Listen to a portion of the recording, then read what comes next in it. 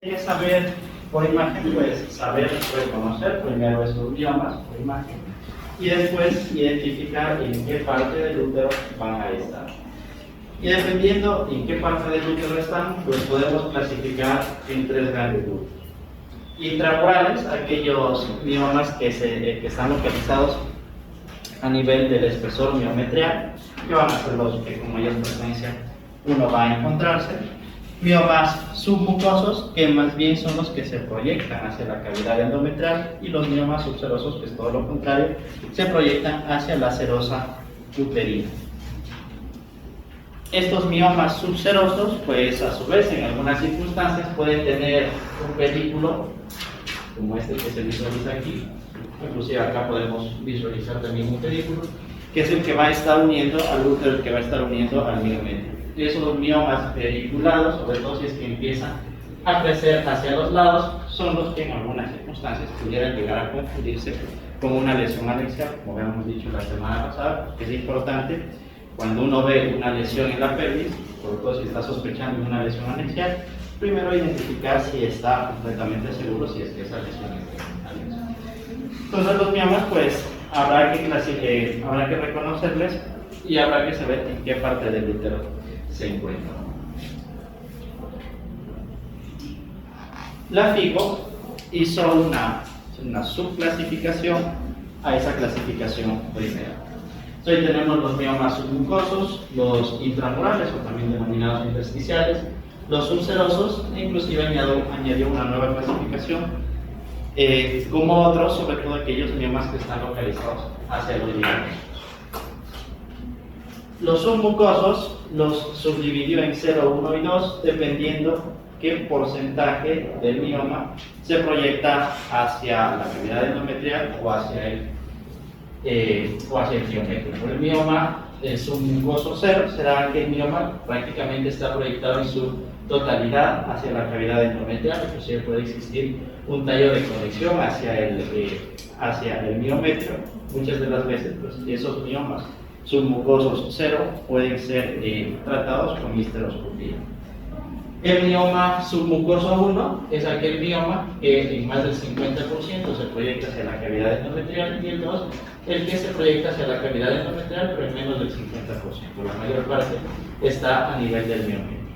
Esos serían los submucosos. Los intramurales vendrían a ser el 3 y el 4. El mioma intramural 3 es el que está en contacto con la cavidad endometrial, pero no está proyectada hacia la misma. El 4 es el que está completamente intramural, sin contacto ni con la cavidad endometrial ni con la serosa uterina. Y ya el 5, 6 y 7 serían los subserosos, ¿no? Muy similares a los submucosos. El 5, el que se proyecta hacia la serosa uterina, por menos del 50%. El 6 igual hacia la serosa, en más del 50%. Y el 7 vendría a ser ese mioma pedicular. Y el 8, bueno, aquellos miomas que están proyectados hacia los ligamentos. La pregunta es, ¿cómo diagnosticamos entonces estos miomas?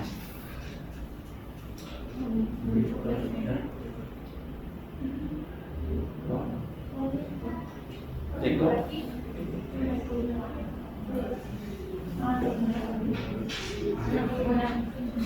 ¿Histero? ¿Y son submucosos? Como hemos dicho, pues en toda la patología ginecológica, el mejor estudio pues, va a ser la ecografía transvaginal o ecografía transabdominal. Entonces, esos miomas, bueno, y otro diagrama, la misma clasificación de la FIGO, esos miomas los vamos a visualizar por ecografía como una masa.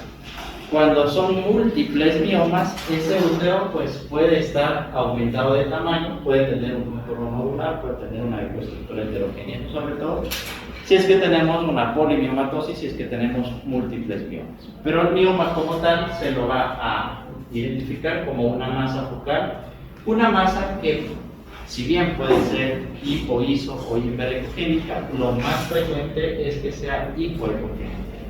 En un principio homogénea, pero con el paso de los años se va volviendo cada vez más heterogénea.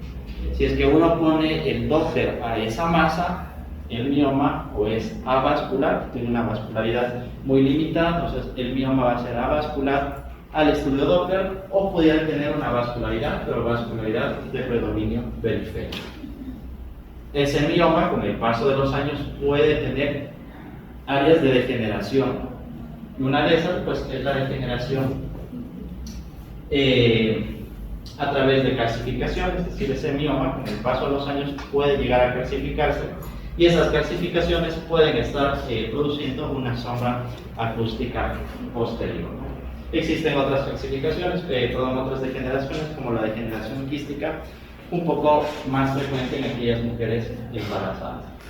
Entonces ahí tenemos tres tipos de miomas, donde está señalado la flecha, pues es los miomas. Entonces se van a identificar como unas masas bien definidas, masas de bordes circunscritos. En un principio van a ser homogéneos, pero con el paso de los años se van volviendo cada vez más heterogéneos.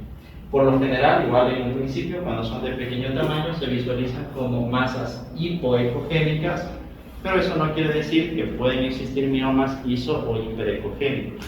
Menos frecuente, pero también pudieran existir. Lo más frecuente es que se visualicen como lesiones hipoecogénicas. La pregunta es, ¿este mioma qué tipo de mioma será? Subseroso, ¿no? Si vamos siguiendo los bordes uterinos, se puede ver como este mioma, pues casi en el 50% se está proyectando hacia la serosa uterina. Entonces este es un mioma subseroso. Este de acá, intramural. Avanzamos a identificar muy claramente la cavidad endometrial, que está respetada, la serosa uterina también está respetada, y este mioma pues se está proyectando en el espesor miometral. Va a ser un mioma intramural. Este tipo de mioma es el más frecuente, el que con mayor frecuencia se va a visualizar. Y este de acá, submucoso, ¿no? Se está proyectando hacia la cavidad endometrial. De esos tres tipos de miomas, intramural, submucoso, subseroso, ¿cuál es el que con mayor frecuencia va a provocar sintomatología, sobre todo sangrado? ¿El subseroso este de aquí?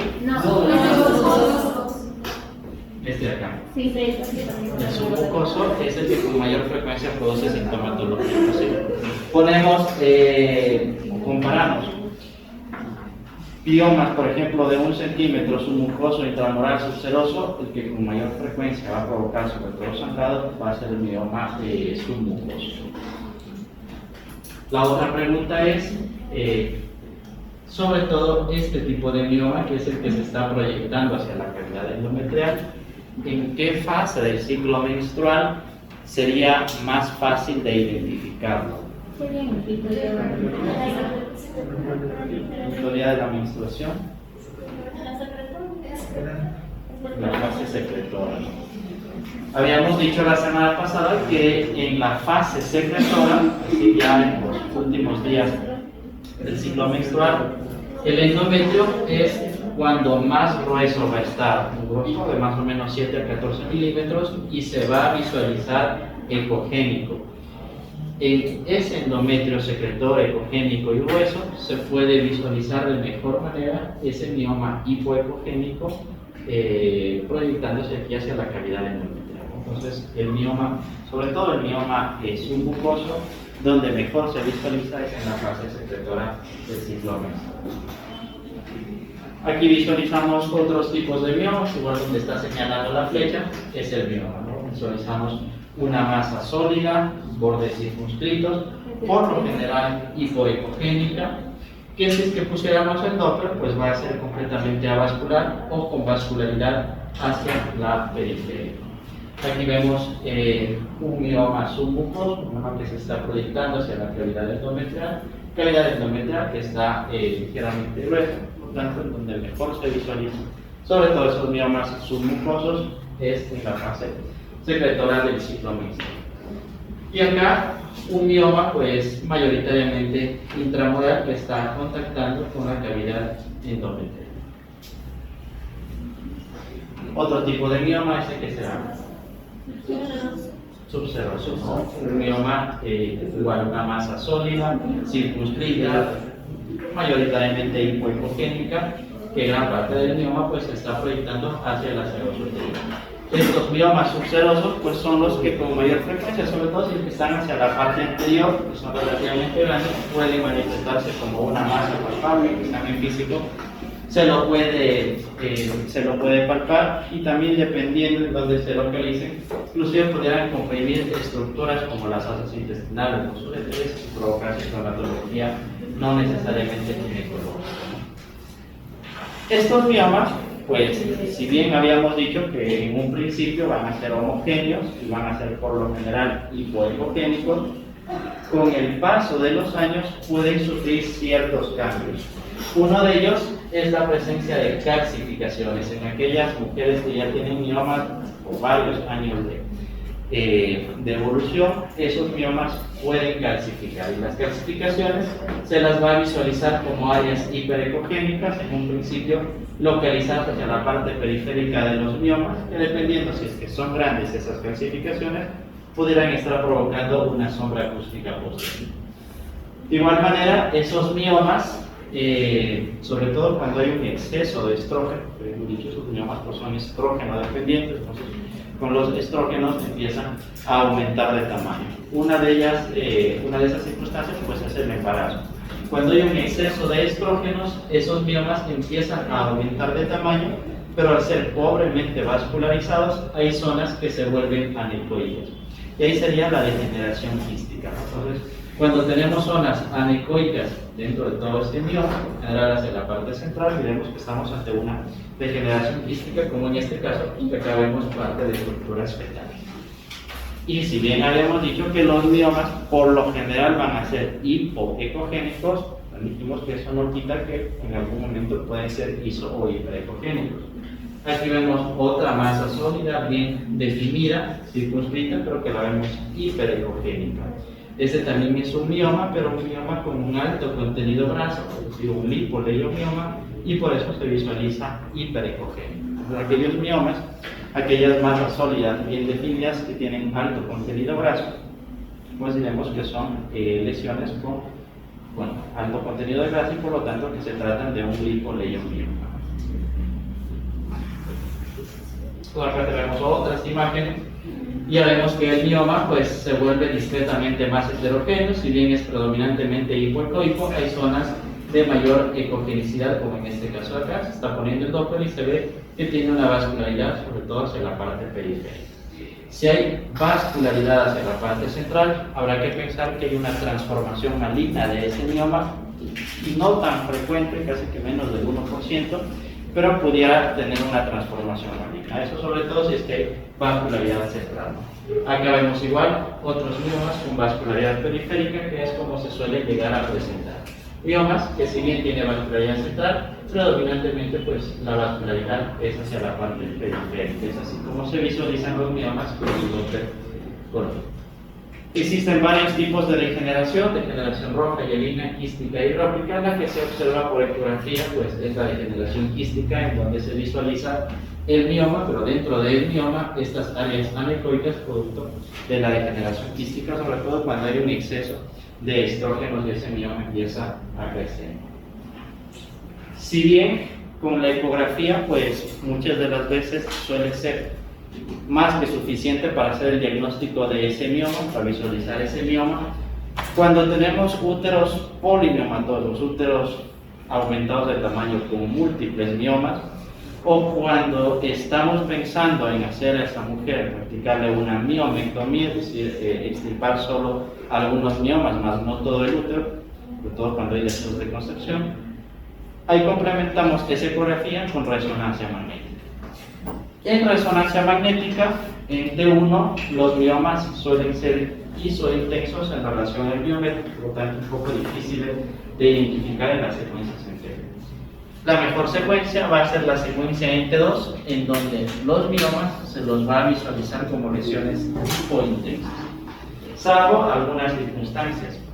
Cuando esos miomas son muy hipercelulares, cuando tienen vasos dilatados, cuando existe sobre todo edema, más habitual hacia la parte periférica, o cuando tienen áreas de degeneración quística, ahí se visualizan lesiones hiperintensas en las secuencias de T2. Entonces, en resonancia magnética, la mejor secuencia es secuencia entre 2, en donde dos miomas se los va a visualizar hipointensos, salvo tres circunstancias: si son hipercelulares, si hay vasos sanguíneos, sobre todo en la parte periférica dilatada, o si hay áreas de degeneración quística, ahí se van a visualizar zonas hiperintensas. Se pudiera administrar contraste en caso de la resonancia gadolíneo, y esos miomas, si bien pueden captar contraste, su grado de realce con el contraste va a ser menor que el resto del miometrio, que el resto del útero.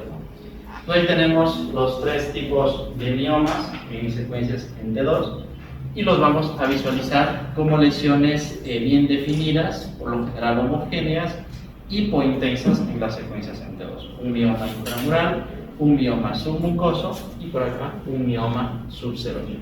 Los miomas en resonancia magnética habrá que verlos en la secuencia en T2, en donde se van a presentar como masas sólidas bien definidas, hipointensas en las secuencias en T2.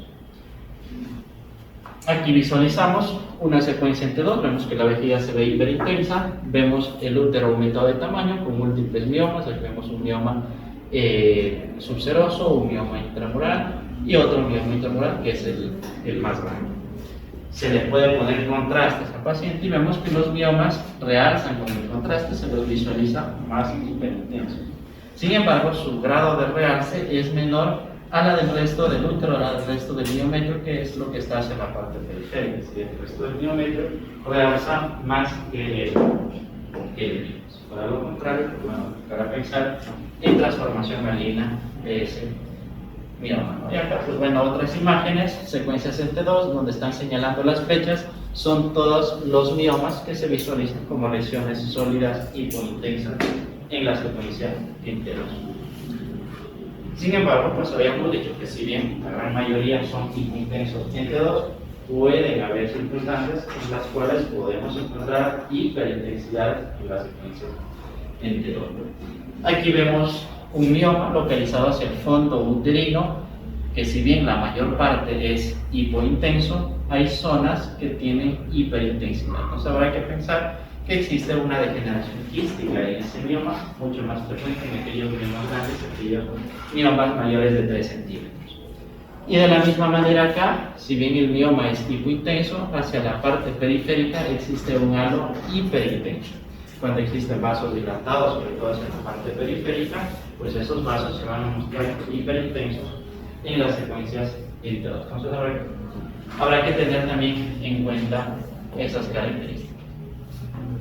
Cuando esos miomas empiezan a aumentar de tamaño, sobre todo si ya empiezan a ser mayores de 10 centímetros, cuando tienen un crecimiento rápido, cuando los márgenes son irregulares, cuando tienen un coeficiente de difusión aparente menor a 1.2, pues no hay que pensar que el mioma tiene una transformación maligna, sufrió una transformación maligna, y estamos ante un miosarcoma. Muy raro, muy infrecuente, casi que menos del 1%, pero si es que tiene estas características, pues habrá que pensar en transformación maligna. Bueno, eso es casi lo mismo. Recordar que los lipomas, los lipoleiomiomas, pues son miomas con un alto contenido graso, mucho más frecuente en mujeres de edad avanzada. Por lo general suelen ser miometriales, intramiometrales, intramurales, suelen ser ecogénicos o hiperecogénicos por este alto contenido graso. Al igual que los miomas, pues no tienen flujo el Doppler color, tienen señal grasa en resonancia magnética.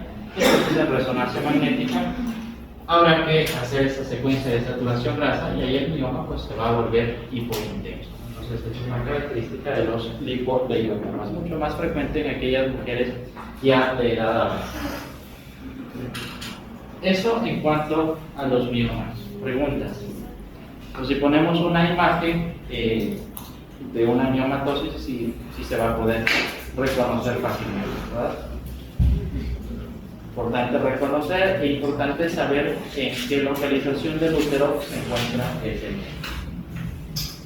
Otra de las causas que puede provocar una hemorragia en las mujeres pues es la adenomiosis. Adenomiosis, que es glándulas de estroma endometrial en el miometrio, por lo tanto ese miometrio va a sufrir una hipertrofia. mucho más frecuente en mujeres multíparas, puede provocar dolor pélvico, dismenorrea, menorragia. Existen dos tipos de adenomiosis, la difusa, que es la más frecuente, que está afectando a prácticamente todo el útero, y la adenomiosis focal, afectando, como su nombre lo dice, una parte nada más del útero, y esa recibe la denominación de adenomioma. La adenomiosis, mucho más frecuente que la miomatosis, va a provocar un aumento del tamaño del útero. Si bien en la miomatosis, pues habíamos dicho que ese útero puede estar aumentado de tamaño, sobre todo si es que hay múltiples miomas, es mucho más frecuente si tenemos un útero aumentado de tamaño que sea debido a una adenomiosis. Entonces, ¿qué es lo que vamos a observar en la ecografía? Igual que si estamos sospechando en adenomiosis, habrá que realizar una ecografía transvaginal o transabdominal.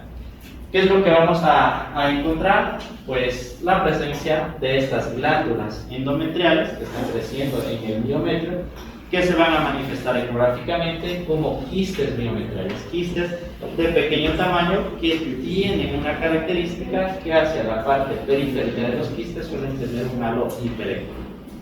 Vamos a encontrar un aumento del tamaño del útero que puede aumentar de forma simétrica, aunque lo más frecuente es que aumente de forma asimétrica. Es decir, una de las caras del útero, sea la cara posterior o sea la cara anterior, aumenta más de tamaño en relación a la cara contralateral. Vamos a encontrar un útero aumentado de tamaño, por lo general de forma asimétrica. Como ese útero está aumentando de tamaño, con el tiempo se vuelve heterogéneo. Y eso hace que existan estriaciones lineales tipo persiana americana, tipo como si fuera una ventana en donde pues están puestas unas cortinas que se visualizan de forma lineal. Vamos a encontrar con el tiempo también una pérdida de la definición endometrio-miometrio, es decir, va a existir un momento en donde pues, prácticamente ya no se visualice esa definición clara entre el endometrio y miometrio. Y a diferencia de la miomatosis, vamos a encontrar un aumento de la vascularidad, sobre todo en aquellas adenomiosis focales. Entonces, en ecografía, un útero afecto de adenomiosis, pues es un útero más o menos de esas características. ¿No? Tenemos una ecografía transvaginal, en donde si ustedes se fijan bien, existen pequeñas áreas anecoicas, por lo general cerca hacia el endometrio, que corresponden a las glándulas endometriales que están creciendo en el miometrio, que se manifiestan ecográficamente como lesiones quísticas que tienen una hiperecogenicidad, tienen un halo hiperecogénico en la parte periférica. Tenemos un aumento del tamaño del útero con un crecimiento asimétrico, un crecimiento mayor, en este caso, de la pared anterior en relación a la pared posterior. Y también con una mala definición endometrio, miometrio. En un útero normal se puede definir muy claramente las paredes, los bordes de ese endometrio. En la adenomiosis, pues llega un momento en que prácticamente esa definición llega a perderse, ¿no? Y hay zonas en las cuales, por ejemplo, aquí hacia el fondo endometrial, no se identifica claramente en dónde acaba el endometrio y en dónde comienza el miometrio.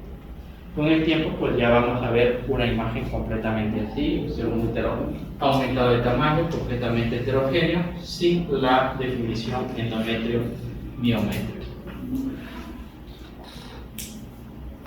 Aquí vemos un útero aumentado de tamaño, donde están señalando los puntos, pues vienen a corresponder a las glándulas endometriales creciendo en el miometrio, que son, o que se manifiestan ecográficamente como áreas quísticas de pequeño tamaño, con hiperecogenicidad hacia la parte periférica, con un crecimiento asimétrico, en este caso aumentada la pared anterior en relación a la pared posterior. Y aquí vemos pues el endometrio, pero ya no se lo define tan claramente como en un útero normal. Esos mismos hallazgos los visualizamos en la adenomiosis focal, sino que son localizados en una parte, como en este caso de acá, que se trata ya de un adenomioma. Vemos glándulas quísticas, que aquí sí se ve mejor la presencia de ese halo hiperecogénico. Normalmente, pues, el endometrio debería definirse de forma clara, como se visualiza acá. Entonces acá igual, pues, otras imágenes. Aumento del tamaño del útero, ese útero cada vez se va volviendo heterogéneo con presencia de glándulas quísticas con un crecimiento asimétrico. Una de las dos caras, una de las dos paredes del útero aumenta de mayor tamaño en relación a la otra, y con el tiempo pues la pérdida de esta definición, endometrio, miometrio.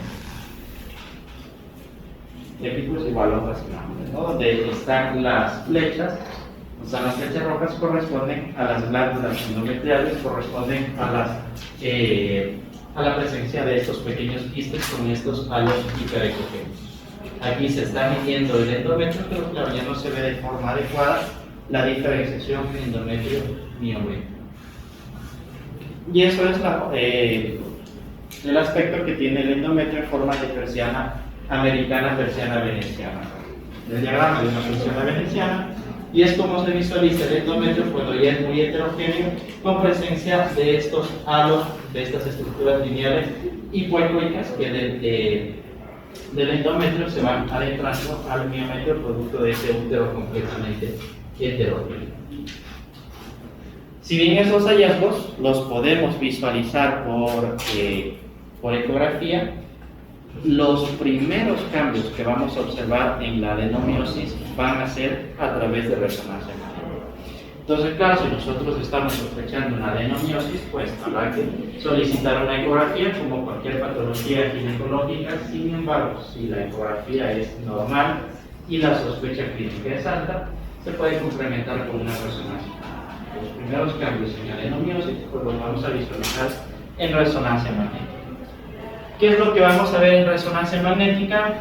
El hallazgo más temprano es el aumento de esta zona de unión que empieza a tener un diámetro mayor a 12 milímetros, un tamaño mayor a 12 milímetros en la secuencia inter.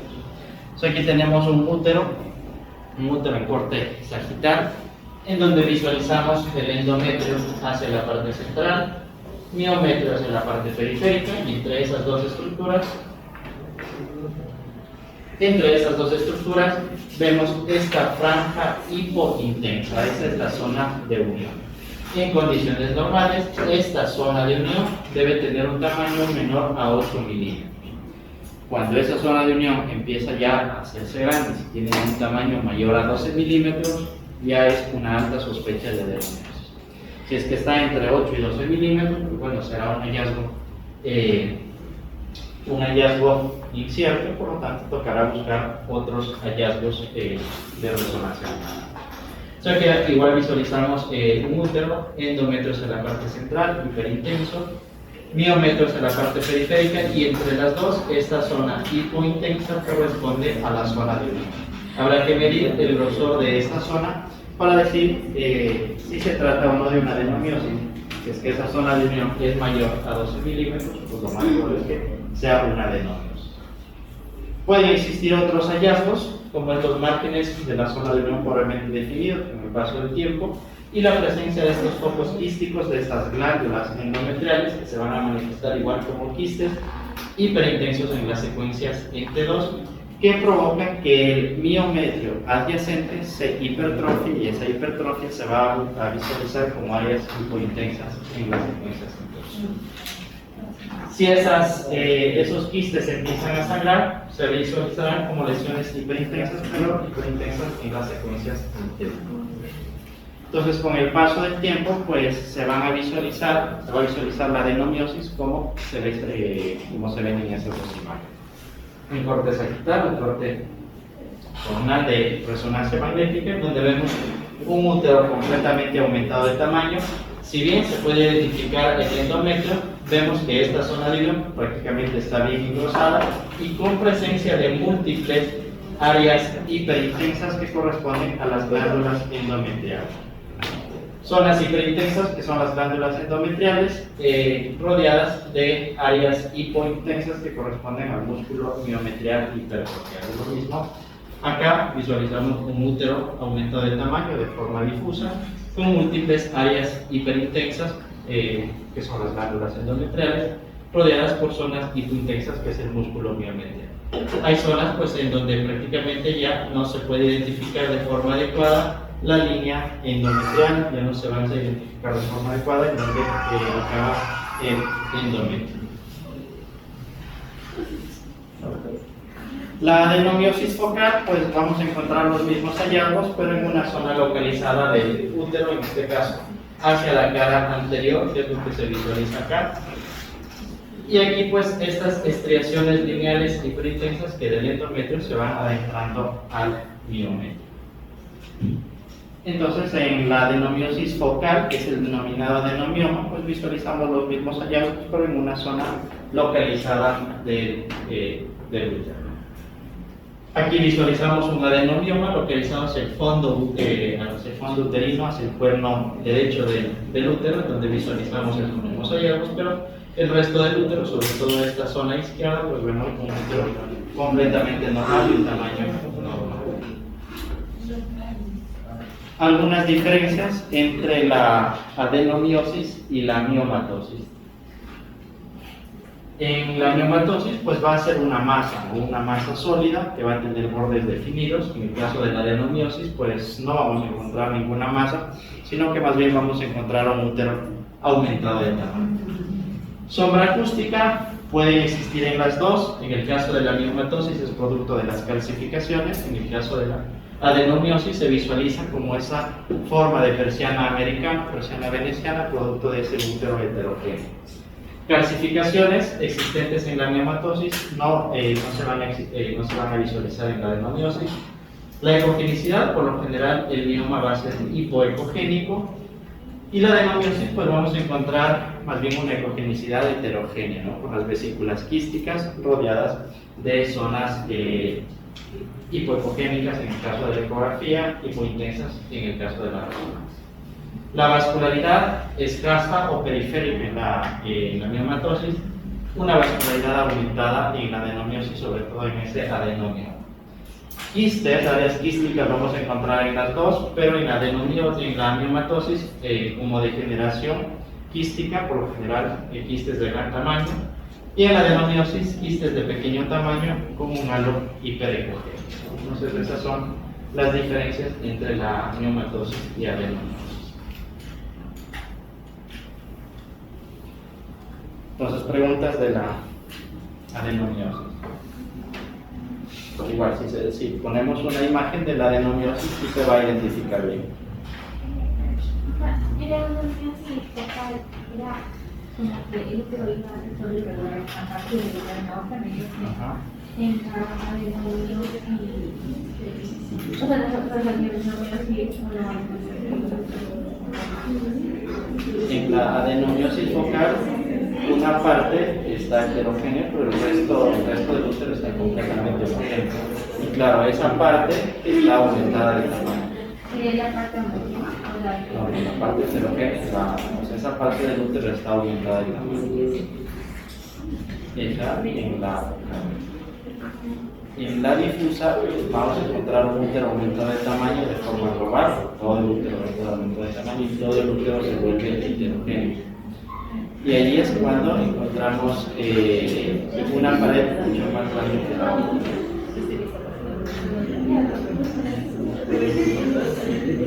Bueno, entonces hagamos un rato más de silencio, casi ya acabamos.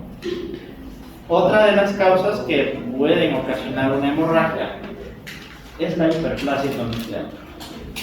La pregunta es, primero, ¿cómo o qué estudio utilizamos para ver si es que esa mujer tiene o no tiene hiperplasia endometrial? ¿Ecografía que transvaginal o transabdominal?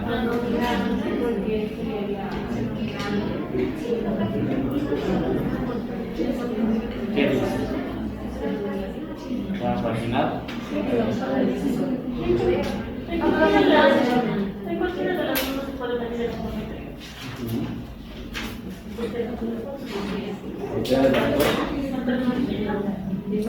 Si bien, pues en cualquiera de las dos podemos medir el endometrio, se prefiere la ecografía transvaginal. La ecografía transvaginal nos va a dar, como hemos dicho en clases pasadas, una mejor definición anatómica y va a ser mucho más exacta. En la ecografía transabdominal, pues también vamos a visualizar ese endometrio, pero pues va a depender de muchos factores, ¿no? Si la mujer es obesa, a lo mejor la calidad de imagen no va a ser la adecuada. Si es que ese útero está en retroversión, igual la calidad de imagen a lo mejor no es la mejor. Y en la ecografía transabdominal, pues necesitamos que la vejiga tenga un cierto grado de orina en esa vejiga, ¿no? Pues por todas esas características es mucho mejor en la medida de lo posible visualizar ese endometrio con ecografía transvaginal.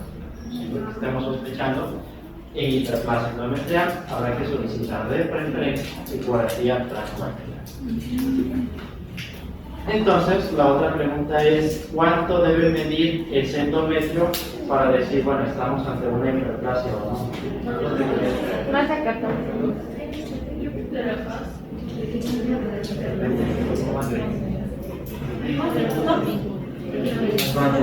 Más de 14, porque igual en la fase secretora es máximo hasta 14 que tiene que medir, sería más de 14 para que sea hiperplasia. Y acá aquí. ¿Cuánto debe medir el endometrio para decir que estamos en hiperplasia endometrial?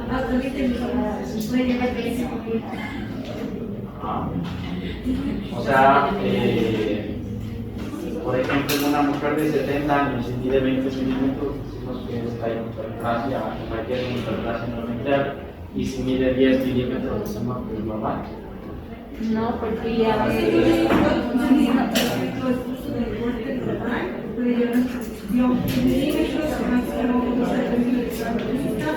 Las mujeres no pero si supera eso, ya Entonces, para decir que si existe o no una hiperplasia endometrial, pues hay que diferenciar dos tipos de mujeres. Una mujer en edad reproductiva, que eso va a depender del estadio del ciclo menstrual en el que se encuentre, y una mujer en edad postmenopáusica. En la mujer en edad reproductiva, pues va a depender de qué fase del ciclo menstrual en el cual realicemos. Recordar que en la mujer en edad reproductiva vamos a encontrar ese endometrio más grueso en la fase secretora, más o menos un grosor hasta 14-15 milímetros. Entonces, en la mujer en edad reproductiva, pues consideramos hiperplasia endometrial ese endometrio si es que es mayor a 15 milímetros. Sin embargo, en la mujer en edad reproductiva, pues existen múltiples causas de hiperplasia endometrial. Un embarazo en las primeras semanas, 3-4 semanas, puede provocar un endometrio grueso. Un pólipo endometrial, que es una patología benigna, puede provocar también un endometrio grueso. Y bueno, el cáncer también pudiera provocar un endometrio grueso, que sabe que es mucho menos frecuente en las mujeres en edad reproductiva.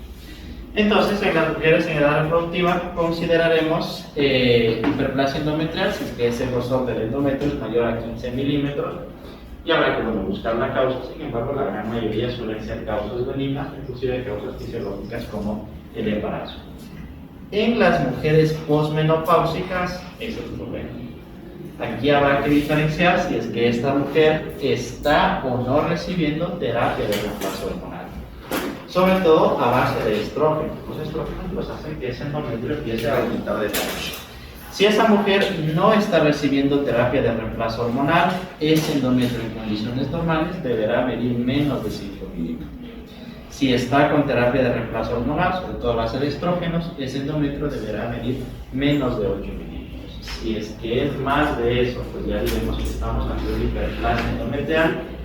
Y la primera causa, hasta que no se demuestre lo contrario, pues será un cáncer de endometrio, más aún si es que esta mujer posmenopáusica está sangrando. Entonces, eso habrá que tener en cuenta. Entonces, ¿cómo medimos el endometrio? En un corte sagital, sobre todo en ecografía transvaginal, medimos la parte más ancha de ese endometrio desde una cara hasta la otra cara, desde una pared hasta la otra pared, es decir, medimos esta distancia. Y esta distancia pues, es la que expresaremos en milímetros en mujeres en edad reproductiva, más de 15 milímetros hiperplasia endometrial, y en mujeres posmenopáusicas, dependiendo si están o no están recibiendo terapia de reemplazo hormonal. En las mujeres posmenopáusicas, pues al ya no haber flujo hormonal, ese endometrio debería ser completamente libre.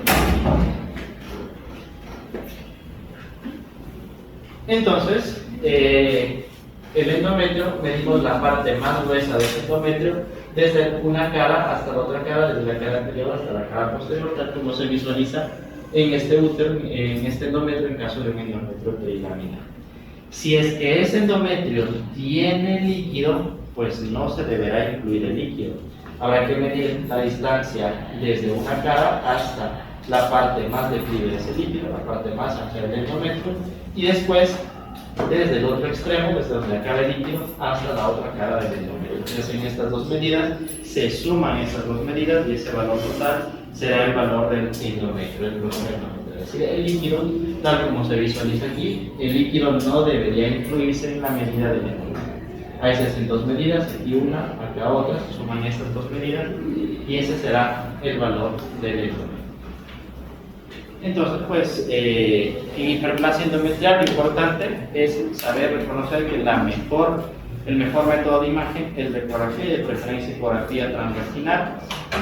Saber cómo se mide ese endometrio y establecer los puntos de corte tanto en mujeres pre y post-menopausia. Los pólipos también pueden ocasionar sangrado. Los pólipos, a diferencia de los miomas, se los va a visualizar como unas masas, pero hiperecogénicas, que tienen un pedículo vascular que va hacia la parte central de ese pólipo, por lo tanto será importante poner el Doppler color. Sin embargo, pues ese pólipo es hiperecogénico y el endometrio también, la fase secretora sobre todo, se muestra hiperecogénico. Entonces, ¿cómo visualizar ese pólipo por ecografía? En la fase. A diferencia del mioma, en donde pues habíamos dicho que el mioma se visualiza de mejor manera en la fase secretora del ciclo menstrual, los pólipos endometriales, entonces que son pólipos de pequeño tamaño, se visualizan más o menos entre el quinto al 10º día del ciclo menstrual, cuando ese endometrio empieza a tener una morfología trilaminar. El endometrio crece en la capa basal de ese endometrio, es decir, en la interlínea endometrial, y ahí es donde se visualiza de mejor manera el pólipo. Siempre hay que poner el Doppler color para ver ese pedículo vascular que llega hacia la parte central del pólipo. Sin embargo, pues ese mioma, pues muchas de las veces resulta difícil, inclusive entre el quinto y 10º día del ciclo menstrual, visualizarlo en una ecografía simple. Por eso es que muchas de las veces es necesario realizar una sonohisterografía, es decir, llenar esa cavidad endometrial con solución salina para ahí sí, de mejor manera, poder definir el pólipo. Igual acá está toda esta área anecoica, es solución salina en la cavidad endometrial que permite visualizar y definir de mejor manera esa imagen sólida hiperecogénica que corresponde al pólipo endometrial. Y de la misma manera, acá otras imágenes, imágenes sólidas hiperecogénicas que se las visualiza mejor, producto de esta sonohisterografía, producto de esta solución salina en la cavidad endometrial, con la presencia de este pedículo vascular hacia la parte central. Igual acá visualizamos esta área hiperecoica en una sonohisterografía. La vascularidad es importante cuando vemos una masa hiperecoica, una masa en sí proyectándose hacia la cavidad endometrial. Recordar que el pólipo tiene un pedículo vascular que por lo general va hacia el centro de ese pólipo. Los miomas tienen vascularidad, pero vascularidad de predominio periférico, o lo más frecuente es que no tengan vascularidad. Y el cáncer endometrial, cuando se presenta como una masa, es una estructura rica en vascularización. Será importante pues poner el Doppler a esa lesión que estamos observando en el endometrio. Pues no olvidarse que los pólipos en donde mejor se visualiza es en los primeros días del ciclo menstrual, después de la menstruación, más o menos entre el quinto al 10º día, sobre todo porque empiezan a crecer a nivel de la interlínea endometrial, donde se va a poder definir de mejor manera. Sin embargo, pues muchas de las veces es necesario complementar con una sonohisterografía, es decir, instalar solución salina para llenar esa cavidad endometrial y ahí visualizar de mejor manera este pólipo que se muestra hiperecoico, que se muestra de una ecogenicidad muy similar a la del endometrio, por lo tanto, muy difícil de identificar en la fase secretora del ciclo menstrual. Pues bueno, eso podría ser.